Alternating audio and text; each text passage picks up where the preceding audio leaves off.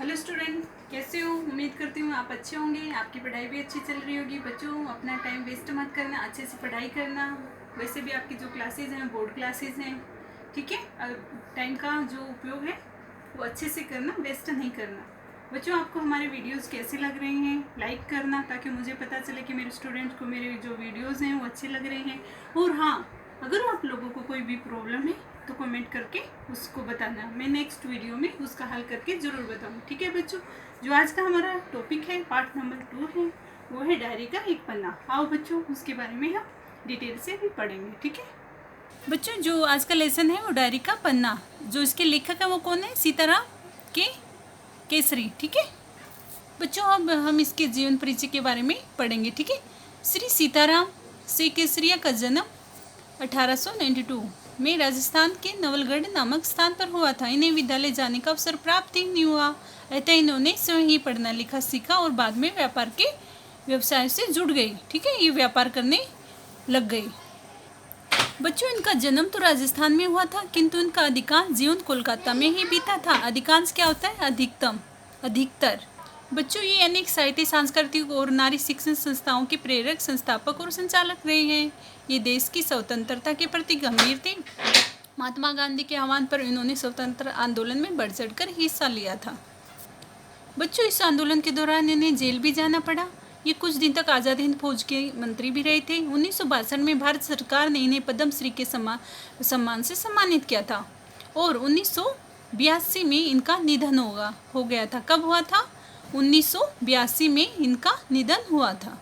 अभी हम इसकी पाठ की शुरुआत करेंगे। इसमें कवि लेखक जो बोल रहे हैं वो कह रहे हैं कि जब भारत अंग्रेजों का गुलाम था, उस देश को मुक्ति दिलाने के लिए महात्मा गांधी ने कौन सा आंदोलन चलाया था? सत्याग्रह आंदोलन शुरू किया था। ठीक है बच्चों, सत्याग्रह आंदोलन किसने शुरू किया था? महात्मा गांधी ने। ठीक है, इस आंदोलन ने जनता के दिल में भी आज़ादी का अलख जला दिया। अलख होता है दीपक जलाया था। लोगों में उम्मीद जगी थी कि हमारा जो देश है वो आज़ाद हो जाएगा। स्टूडेंट्स, देश भर से लाखों लोग इस महासंग्राम में अपना सर्वस्व होता है सब कुछ न्यौछावर करने के लिए तैयार हो गए थे। 26 जनवरी 1930 को गुलाम भारत में पहली बार स्वतंत्रता दिवस मनाया गया था। कब मनाया गया था? 26 जनवरी 1930 में। ठीक है बच्चों, इस पाठ में लेखक सीताराम से केसरिया आज़ादी की कामना करने वाले अनंत लोगों में से एक थे। वे दिन भर जो भी सुनते, देखते, महसूस करते उसे अपनी निजी डायरी में लिख लेते थे। ठीक है, कामना होती है, इच्छा अनंत होता है जिसका कोई अंत नहीं होता। ठीक है, इसमें लिखा है निजी डायरी। निजी डायरी क्या होती है? कई बार हम स्टूडेंट्स हैं, हम भी कई बार अपनी एक डायरी लिख लेते हैं। उसमें जो भी घटित होता है दिन भर उसको नोट करते रहते हैं। ठीक है, कोई भी किसी का बर्थडे है, कोई स्पेशल डे है, उसको हम नोट करते रहते हैं। उसी प्रकार जो सीताराम जी थे, उन्होंने एक डायरी रखी थी। उस डायरी में वो दिन में जो भी होता था या देखते थे, महसूस करते थे, वो उसमें डायरी में लिखते रहते थे। बच्चों, इस पाठ में उसकी डायरी का 26 जनवरी 1930 का लेखा जोखा है। लेखा जोखा होता है जो लिखा गया था। नेता सुभाष चंद्र बोस और स्वयं लेखक सहित कोलकाता के लोगों ने देश का दूसरा स्वतंत्रता दिवस जोश खगोश से बनाया था। ठीक है, दिवस होता है दिन। इसमें कवि कह रहा है, जो लेखक है वो कहते हैं कि नेताजी सुभाष चंद्र बोस और लेखक ने, कोलकाता के लोगों ने, सब ने मिलकर स्वतंत्रता दिवस बड़ी जोर शोर से बनाया था। इसमें लेखक बोलते हैं कि अंग्रेजों ने इसे अपराध मानते हुए उन पर व महिला कार्यकर्ताओं पर अनेक जुल्म ढाए। यह पाठ क्रांतिकारियों की कुर्बानियों की याद दिलाता है। साथ ही यह भी बताता है कि एकजुट समाज दृढ़ संकल्प हो तो ऐसा कुछ भी नहीं किया जा सकता जो वो कर ना सके। इसमें लेखक क्या अपराध मानते थे? क्या मानते थे? जब उन्होंने कलकत्ता में दूसरा स्वतंत्रता दिवस मनाया तो इसको अंग्रेज क्या मान रहे थे कि ये एक बहुत बड़ा अपराध है। ठीक है, इसमें जो अंडरलाइन किया हुआ है दृढ़ संकल्प, ये होता है मजबूत इरादा। इसमें लेखक बताता है कि हम जो भी कुछ करना चाहते हैं, अगर उसको ठान ले तो उसको पूरा करके ही रहते हैं। लेखक बता रहे हैं कि 26 जनवरी 1931 का दिन था। आज ही के दिन सारे हिंदुस्तान में स्वतंत्रता दिवस मनाया गया था। इस वर्ष उसकी पहली वर्षगांठ थी। उसके लिए काफ़ी तैयारियां पहले से कर ली थी। केवल प्रचार में 2000 रुपये खर्च हुए। प्रचार होता है किसी चीज़ को प्रचार करना। ठीक है, उसको फैलाना, उसके बारे में सबको जानकारी देना। ठीक है बच्चों। बच्चों इसमें क्या है, वर्षगांठ क्या होता है, सालगिरह, एनिवर्सरी बोलते हैं ना जैसे हम, वो सालगिरह। मैंने बताया था ना, प्रचार का मतलब क्या होता है, किसी चीज़ को फैलाना, किसी के बारे में जानकारी देना, सबको जानकारी देना। इसमें लेखक सीताराम जी हैं, वो बता रहे हैं कि उन्हें देखकर ऐसा लग रहा था मानो स्वतंत्रता मिल गई हो। कलकत्ता के हर भाग में झंडे लहराए गए थे। जिस रास्ते से लोग जाते थे उसी रास्ते में उत्साह होता है जोश, नवीनता होता है नयापन मालूम होती थी। लोगों का कहना था कि ऐसी सजावट पहले कभी नहीं देखी। उन्होंने कहा कि जो आज हम चारों तरफ सजाया गया है, झंडे लगाए गए हैं, उनको देखकर ऐसा लग रहा है कि आज से पहले इतनी सुंदरता, इतनी सजावट हमने पहले कभी नहीं देखी थी। इसमें लेखक बता रहे हैं कि सारे काम का भार जो अपने ऊपर समझते थे, उन्हें बढ़ चढ़कर अपना योगदान दिया। कार्यकर्ताओं ने घर घर जाकर सबको समझाया था। बड़े बाजार के हर मकान पर राष्ट्रीय झंडा फहरा रहा था और कई मकान ऐसे सजाए गए थे जैसे दुल्हन सजी हो। कहने का मतलब है चारों तरफ सुंदरता ही सुंदरता दिखाई दे रही थी, सभी अच्छे से सजाया गया था। इसमें लेखक कहते हैं कि लोग स्वतंत्रता जो दिवस था उसको मनाने भी लगी हुई थी, लेकिन पुलिस भी आराम से नहीं बैठी थी। पुलिस भी अपनी पूरी ताकत से शहर में गश्त लगा रही थी मतलब पूरा पहरा दे रही थी, पूरा सब सावधानी से सब पर नज़र रखे हुई थी। मोटर गाड़ियों में गोरखे अंग्रेजों को बोला गया था तथा सार्जेंट हर मोड़ पर तैनात थे। कितनी ही गाड़ियां शहर में घुमाई जा रही थी। कहने का अभिप्राय था चारों तरफ शोर था, कोई आ रहा है जा रहा है, सब भीड़ भाड़ लगी हुई थी। बच्चों देखो, ये सार्जेंट क्या होता है, सार्जेंट होता है सेना का एक पद, मतलब जो सैनिकों की जो टुकड़ियाँ होती हैं ना छोटी छोटी, उनको सार्जेंट बोलते हैं। ठीक है बच्चों। इसके जो लेखक हैं सीताराम जी, वो बोल रहे हैं कि गाड़ियाँ ही नहीं, घुड़सवारों का भी प्रबंध था। कहीं पर ट्रैफिक पुलिस नहीं थी, सारी पुलिसों को इसी काम पर लगाया गया था। कह रहे थे कि ट्रैफिक पुलिस कोई नहीं थी, सब सिर्फ गश्त दे रही थी, सावधानी से इधर उधर चौकन्नी थी, सब पर नज़र रखी हुई थी। सारी पुलिस को इसी काम पे लगाया गया था। बड़े बड़े पार्कों और मैदानों को पुलिस ने सवेरे से ही घेर रखा था, अर्थात पुलिस उन पर पहरा दे रही थी।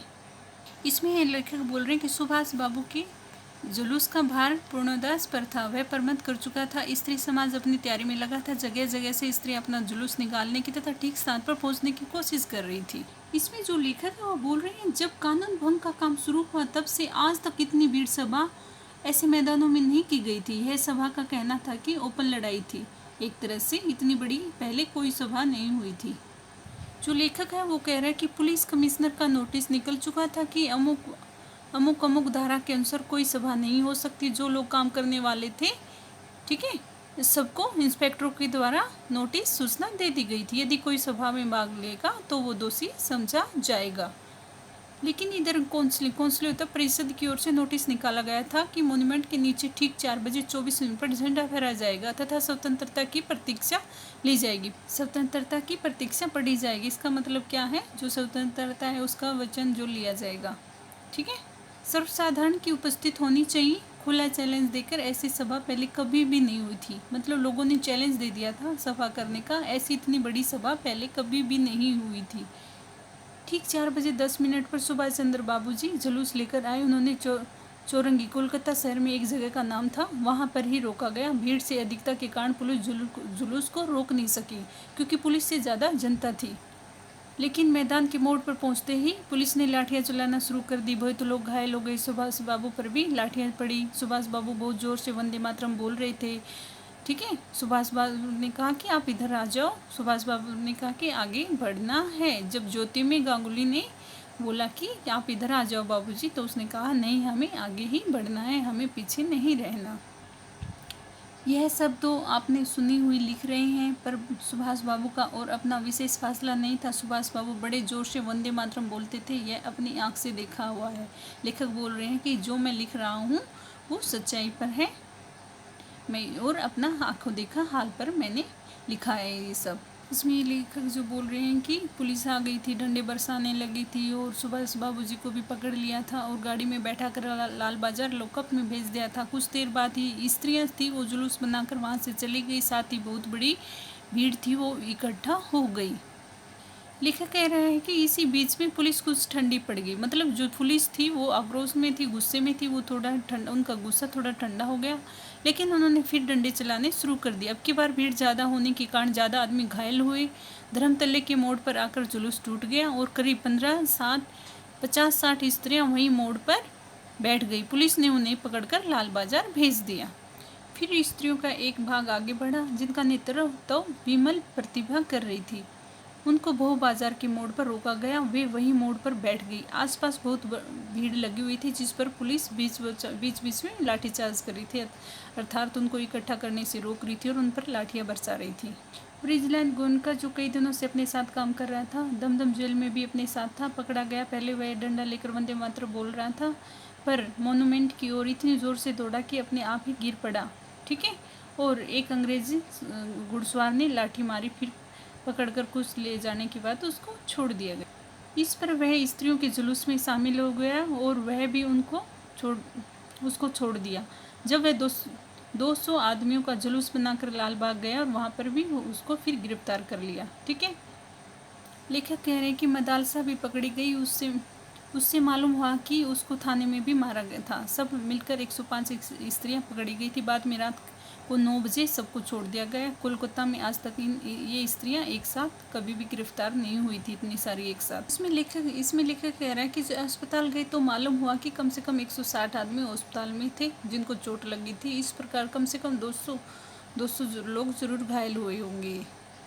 लेखक कह रहे हैं कि पकड़े गए आदमियों की संख्या का पता नहीं चला, पर लाल बाजार के लॉकअप में स्त्रियों की संख्या 105 थी। आज तक कुछ हुआ वह अपूर्ण था, मतलब आधा अधूरा ही था, सब पूर्ण जानकारी नहीं प्राप्त हुई। लेखक कह रहे हैं कि बंगाल के नाम या कलकत्ता के नाम पर कलंक था, यहाँ काम नहीं हो रहा था, वह आज बहुत अंश में धुल गया और लोग सोचने लगे थे कि यहाँ भी बहुत सा काम हो सकता है।